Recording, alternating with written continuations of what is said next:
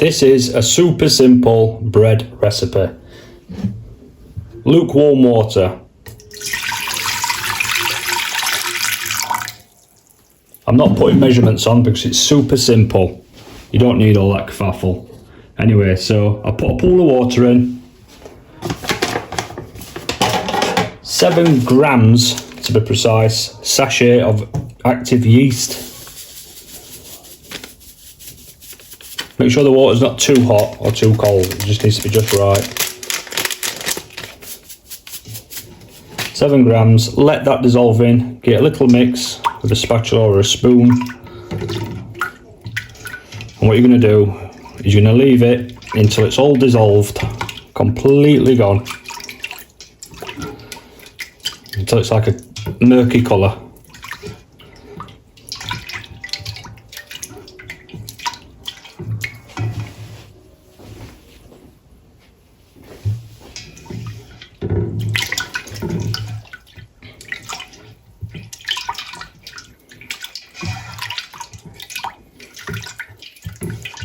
Just keep mixing until it's gone. There we go. If it is a bit cooler, your water of the temperature of the water, it will take more longer for it to dissolve, obviously. But that's it, simple as that. You're going to come in with your bread flour. Like I said, just put about an inch of water in. Come in with your bread flour.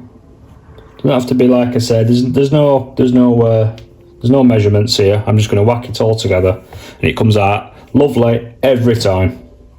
Instead of all that complicating, you need this amount of A and B. It's just simple. Flour in. And what we're going to do, we're going to get it to a consistency where it's quite thick and tough, but not too thick, like you would need bread flour. It's just a consistency where it's got the stickiness to it. But this is the simplest form of making bread. Just to show you how easy it is and how long it takes. So that's quite wet now, so I'll add some more. There we go. As you can see, it's starting to thicken up. Super simple. And what we're going to do just before it completely binds together is just go over it with a couple of passes of bog standard table salt. Simple.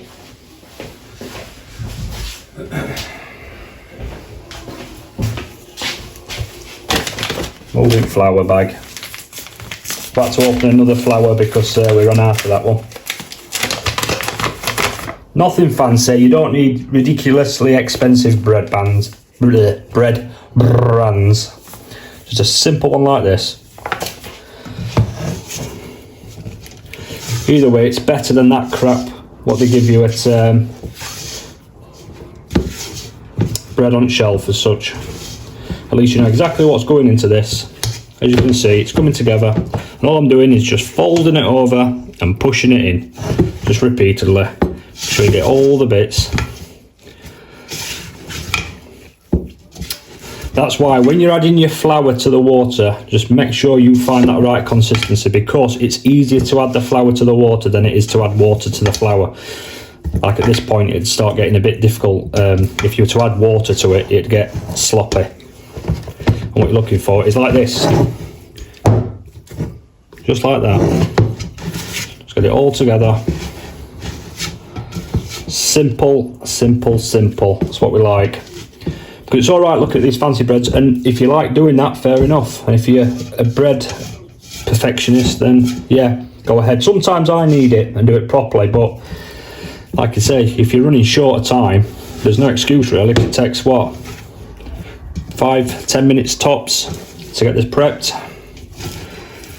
I mean, you could go to work and leave this out, because what we're going to do when this is done, when I've put all this together, is we're just going to leave it on the side for, I'd say, around six hours, if you can. 4 hours is not a problem. Any longer than that, you start to find that the yeast is already activated and it'll just end up flopping when you get it out of the oven. So all together, as you can see, it's all coming together. Look at that. And all you're going to do now is leave that in there. That will probably triple in size when you leave it. Don't leave it somewhere too cold, unless you're wanting to leave it in the fridge overnight. That'll slow down the activation of the yeast. But what I do is, like I say, leave it at that. Simple as that. It's all incorporated. Simple as that. Spatula in sink. What we're going to do now is add a top to it. Like I say, you can do this in a mixing bowl, that's fine. Just put a top over it.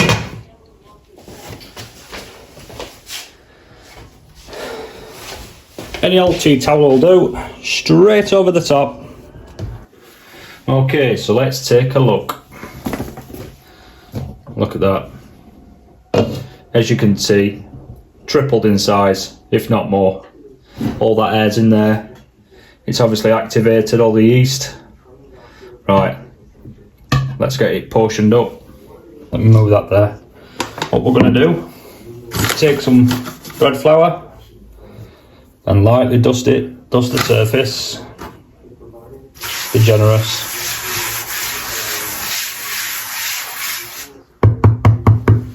What I'm going to do is take a spatula, my Peppa Pig one, best bit of kit I've got, and what we're going to do is we're just going to scoop it out. Don't worry, it won't be too tacky, and even if it is, it's not a problem. But what you're doing is keeping all the air inside the mix, and you're bringing it all out onto your work surface.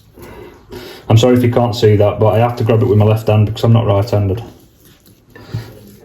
Scoop it all out. Try not to press on the dough, just scoop it out from the back and work it forward until it falls onto your work surface. Now I do recommend getting one of these work surface mats. You can get them off Amazon or something like that.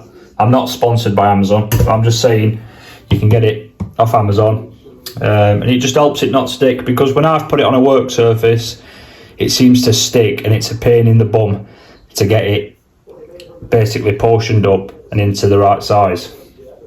From here, what you want to do, obviously spatula is done with, into the sink. What you want to do now is sprinkle some flour on the top, not too much, don't chuck a mountain of it of flour on top of your dough, just a little bit like that. Put a little bit onto your divider, a scraper. That's another brilliant bit of kit because you can really get underneath it. And what you want to do now is just tuck around underneath like this. Just get that flour underneath, incorporate in. And then what we're going to do is divide it up into sections. It doesn't have to be exact sizes, like I say, we're not exact on this channel, we're just doing as we do. Easy, straightforward. There we go, that's one. Straight into, I'd call them kind of French sticks, maybe when they're done. I don't know, some kind of French stick, shall we say. I don't know, whatever you want to call it. Anyway, straight into the next one. There you go, as you can see, all we're going to do is stretch it out again, make another one, and we're straight down middle for this last one. Make sure you got your bread on, your flour on your divider, straight down middle.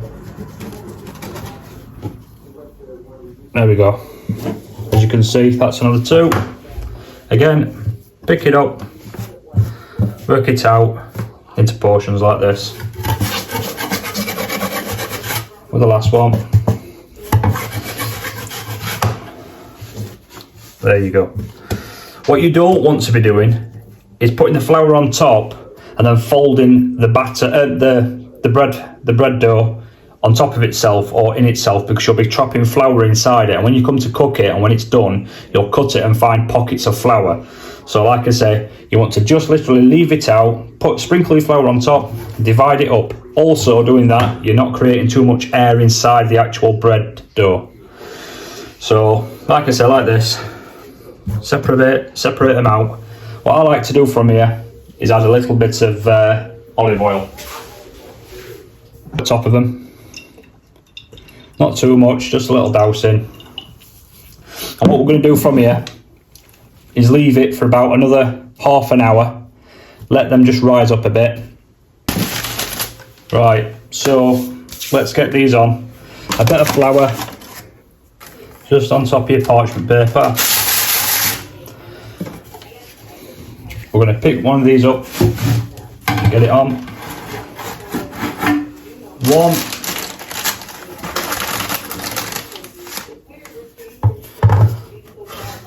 2. Don't worry about it being out of shape. Just remold it. And we're back onto number 3. Bish bash bosh. Number 3. I think I've got room for number 4. Number 4. Remember, when you're scraping underneath it to leverage it up. Sorry if I'm in the way. The angles aren't the best. Right, 4. So there you go. 4. I don't even know what you'd call these, but they're like just bread rolls, basically.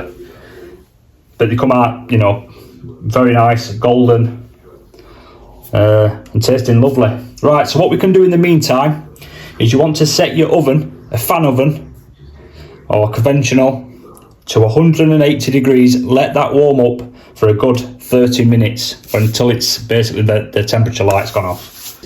Use your scraper to get any unwanted mix off your mat. This will make it a lot more easier when it comes to cleaning it, you see, because if you don't know already, it's an absolute nightmare to remove bread dough off your kitchen side.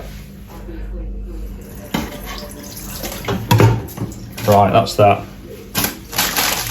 So I'll get back to you when we're ready to go in the oven.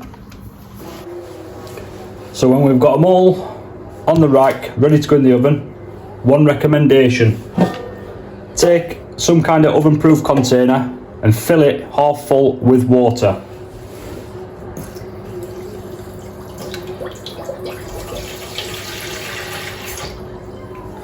If you want to speed it up, add boiling water. But in this case, I've got some tap water. I'm going to put it in the oven whilst it's preheating, which will warm this up to a steam. And then what that'll do is add a really soft crust to the top of your baguettes. So I'm going to put that in now. So what we're going to do is we're going to put it on the middle shelf. We don't want it too high or too low, so there's a nice even distribution of heat. And we're going to leave them in for around 30 minutes to 35 minutes. I just eyeball it in the last 5 minutes. What you want to see is a nice golden crust. And then what we'll do from there is take them out and check them.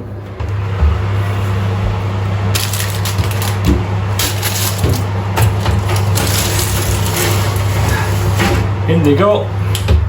Check time, 35 minutes. Guard dog on duty. Nobody touches that bread. There we go. 35 minutes later. Look at them. You can't go wrong, can you? Took hardly any effort. Easy peasy. No kneading required. Easy bread. That'll do you.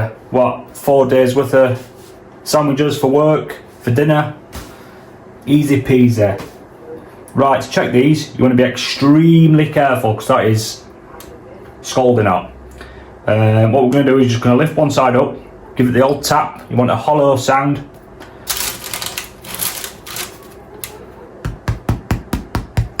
That's what you want. Well, that'll make a lovely tuna baguette, that would, won't it? So, what we'll do, let that cool down, give it 5-10 minutes. or depending on how brave you are. We're going to take this parchment paper off, let them cool on rack, and then we're going to slice one up, let you have a look at it inside. One fresh bread. Smells amazing. I mean, simple, simple, simple. No messing about. In we go. Do you see what I mean by the crust? It's just soft, and that's from the steam.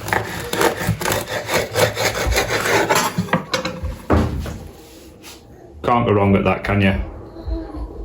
That's a lovely, lovely bread. Lovely, lovely bread. You can do it lengthways.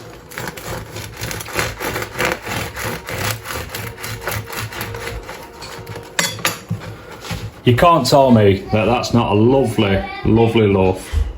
Look at that. Easy peasy, lemon squeezer.